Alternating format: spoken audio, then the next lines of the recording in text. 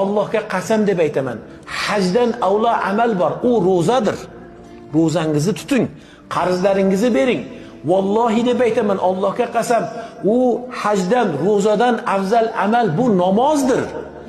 Avval ma yus'alu abdu anhu as-salat deydi. Birinchi banda qabrga tushganda so'raladigan bu so'rov namozdan bo'ladi. Namozingiz bor, u yog'i bor.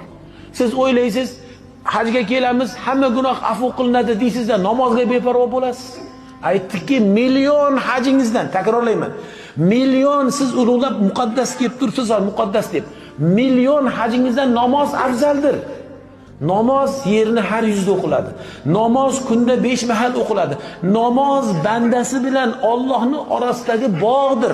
Hajni qilasiz, ketasiz. Ammo namozchi, namoz buyuk bir toatdir. Namoz haqiqiy bandani bandaligidir. Namoz har kuni Alloh bilan shunaqa munojatdir. Namozingizga ehtiyot bo'ling. Shahodatingiz, tavhidingizga ehtiyot bo'ling. Anoga borib, bunoga borib, yana bu ham bo'laveradi. Ota-bobomiz endi shuni qilganda deya bir shirkiy amallar bilan o'zingizni, amalingizni habata qilib qo'ymang. Alloh saqlasin. Alloh saqlasin, o'zingizni, amalingizni habata qilib qo'ymang.